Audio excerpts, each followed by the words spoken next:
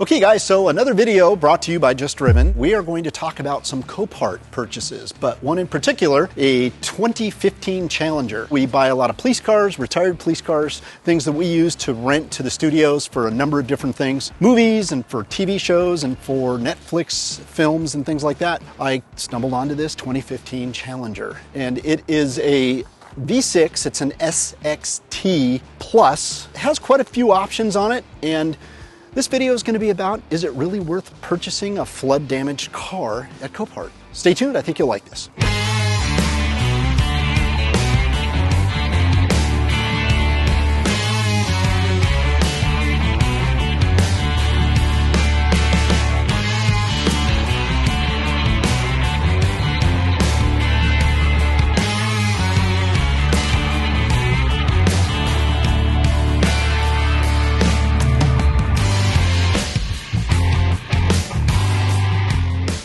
I love these Challengers. There's something about this car. You know, the Hellcat, the red eye, the wide body red eye Hellcat.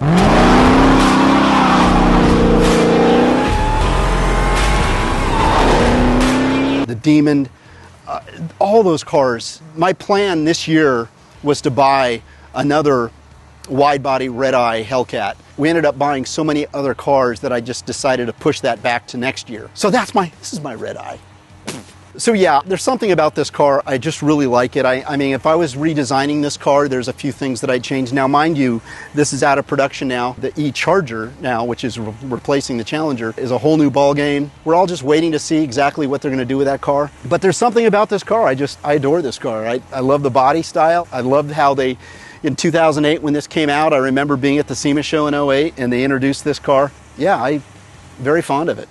Do you guys remember the 08 SRT 8 orange Challengers? That was the first car that went into production before you could even buy a regular RT. Mopar decided that they were going to introduce the Challenger, this new body Challenger, as an SRT 8 package only, and it was orange. And I think they did about 400 or 500 of them, and then they went into production for the regular Challenger, you know, the XSTs. I'm not even sure that's what they called them back then, but they offered the V6 Challenger and they offered the RT Challenger, and then of course the Hellcats didn't come to fruition until 2015.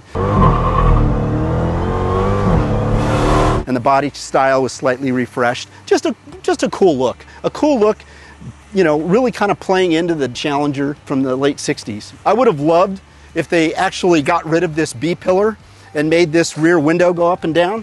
That would have been really cool. I would have redone that, but you know, hey, it's had a long run. This car's been around for a long time and it's got a huge following. Huge fan of this car, always will be. Something about this color just really caught my eye. As you guys know, with all the hurricanes we've just experienced and are gonna probably continue to experience this year, there are a lot of cars on the East Coast that are being offered for sale at insurance auto auctions and Copart auto salvage that have been involved in these flood damaged events. This just so happened to be one of those cars. I'm constantly looking at vehicles that we could rent to the studios that I can get a relatively decent deal on. Of course, they have to run and drive and they have to function like a normal vehicle. Whenever I see one now, if I get a special or a specific request from a studio asking for a particular make and model that they want to damage, then it'll be basically a purchase where I will sell it to the studio and they'll use it for their intended use.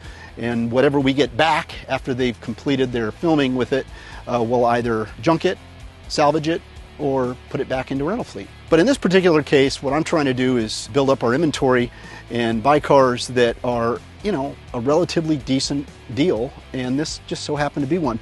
Is it really worth buying a flood damaged vehicle? It is a gamble. You know, when you see a flood damaged vehicle, and Copart is pretty good about indicating where the water line was, and I'll show that to you here in just a minute. And so far to date, of all the flood cars I've purchased, I've had nothing but great luck outside of a few minor repairs. I kind of know what to look for, and I'm going to share those things with you guys today. This is essentially how it arrived on the truck. We took the label off of it. That's about it. We got the car off the truck. It was a run and start. And it was indicated at the auction that it was a run and drive vehicle, which is great. That kind of rules out lots of challenges that you just don't know. The water line was over here. I'll show it to you. This is the tape mark line that they had. There's no evidence to that line being accurate, so could it have been up here? You don't know. But we feel really confident that it was this line or lower because we couldn't find any damage on the interior. Someone owned this car. It was a Geico insurance settlement. For whatever reason, they just chose to salvage it. It is a salvage title, so it comes with a salvage certificate from Copart, which means we have to go through, in California anyway, we have to go through what's called a brake and lamp inspection. We have to prove that it's roadworthy. Whatever repairs that we had to make to it, we had to have already done. In this case, we already have. From there, it has to go to the California Highway Patrol. They have to do essentially what's called a VIN verification. They basically fill out the forms to revive the vehicle as a salvage title vehicle. It will retain its salvage status, and on the new title and paperwork that we get, it will indicate in the remarks area that it's branded salvage title for flood. Essentially, when we got this thing, the seat was all the way forward, and that's always a telltale sign to me that water did actually get into the interior compartment. This is a power driver's seat car, manual passenger seat car. Immediately we realized that although the elevation tilt worked up and down, the lumbar support worked, the actual driver's seat did not go back and it wouldn't go any farther forward. Immediately we thought, okay, could it be a power motor? This particular car has two power drive motors, one for the forward and backward position and the other one for the seat elevation up and down position. We ended up thinking it might have been the switch, so we ordered a new switch from Pack Auto. It arrived, we pulled out the old switch, plugged in the new switch, still nothing. So ultimately what we ended up doing, there's a little thing called a seat track ECM. And this happens to be mounted in the lowest position of the seat. To think that water actually came in just over the top of the rocker, came in and probably just rested on the interior of the car, on the floor of the car. Maybe the car was sitting at a little bit of an angle, and you could see this thing is definitely damaged, shorted out here. These happen to be not key driven. They happen to be hot all the time, so I could actually move the seat forward and backwards with the ignition off. As the water came in, triggered this device to malfunction. As a result of this thing being touched by the water, it ultimately caused a parasitic drain to the battery, which ultimately caused the battery to fail. Oddly enough, the battery kind of recharged itself once this thing fried, because the driver that transported this car from Florida to us was able to actually fire it up, start it, and we drove it off the truck. After us playing with it for a few days, the battery slowly started to decline to the point where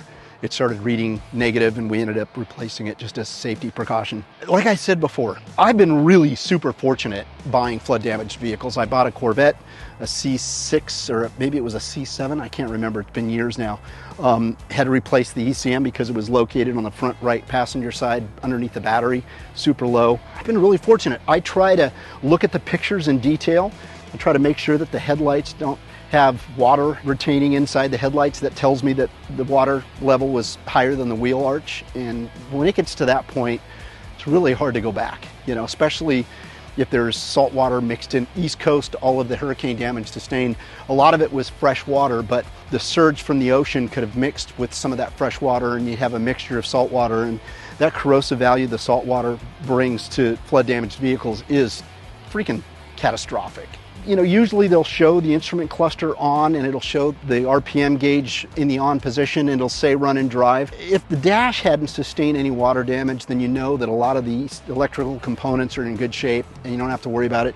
Seat motors, seat switches and relays, relatively cheap stuff, a couple $100, and you got yourself a nice running and driving car. We were fortunate, the trunk had no water damage in it at all, so the fuse box in the back hadn't sustained any damage whatsoever. The engine bay looked amazing.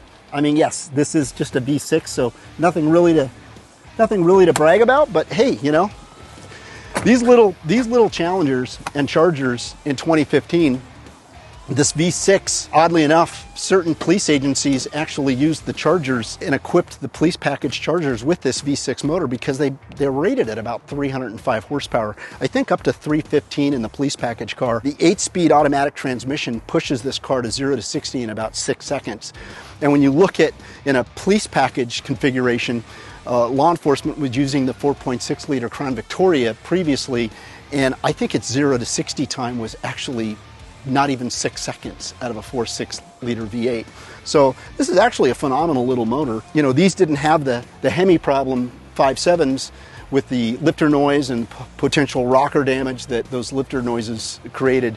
So some of the agencies were happy with the V6s. It's not necessarily my cup of tea, but for a transportation car with relatively decent fuel economy, rated at about high 20s overall, 0 to 60 time at 6 seconds, you can't really beat this drivetrain.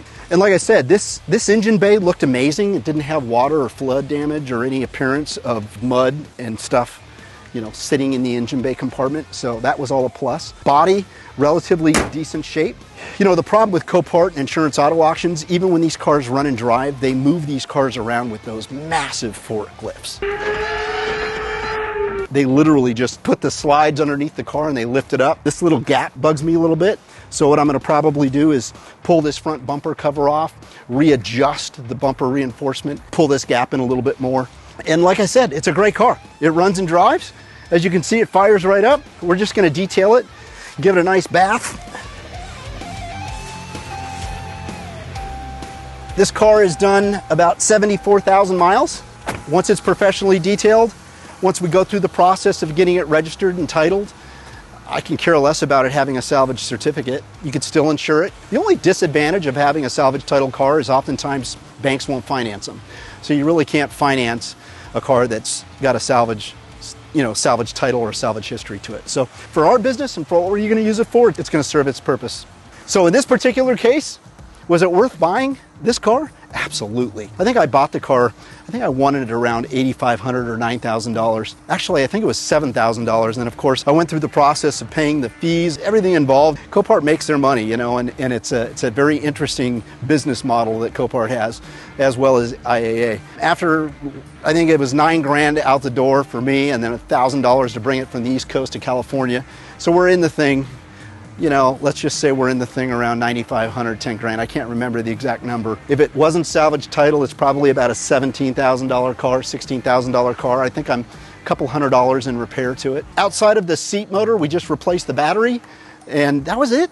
That was it. Now we're going to detail it, clean it up. I'm probably going to replace the cabin filter. Air conditioning works, the stereo works, everything works as it's supposed to. The only other thing I have to do, so when you pull the door handle, the window drops just like a 1/4 inch. And then when you close the door, the window goes up. That has to be reset on this car, and there is a process, but I'm probably just gonna run it to the Dodge dealer and just have them do their thing and reset it, and oh, happy day. Like I said, am I gonna drive it? Probably not. It'll be part of our rental fleet, and it'll just serve its purpose and hopefully make us some money over the years, and then eventually we sell it. For just shy of 10 grand, or just hovering around 10 grand to be all in, it's a great deal.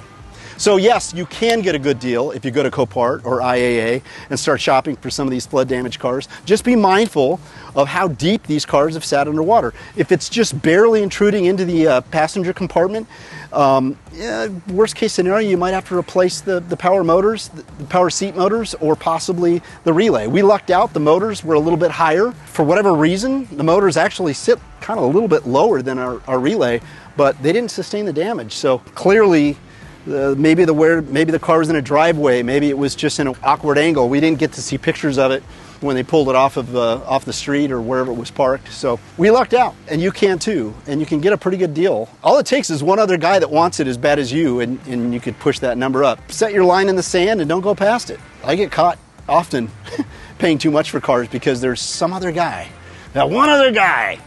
But yeah, so there you have it. I hope you enjoyed this video. This is just to let you guys know that there are some pretty good deals out there. And I'm not saying that they're all great deals. Just be mindful of what you're looking for. And if it's an expensive car, make sure you send someone out there to look at it if you can't afford to go out and take a peek at it. Yeah, there's some good deals still floating around out there. I hope you enjoyed this video. If you did, please give us a thumbs up. If you don't, tell us why you don't like it. Look forward to showing you more stuff like this. We have a lot of cars coming. We have a Durango police car that we just acquired from Copart as well. We're getting ready to do some minor repairs to that, and then we're going to deck it out as a in-service LAPD car probably for a future film. So we'll see you on the next one. Thank you, and have a great day.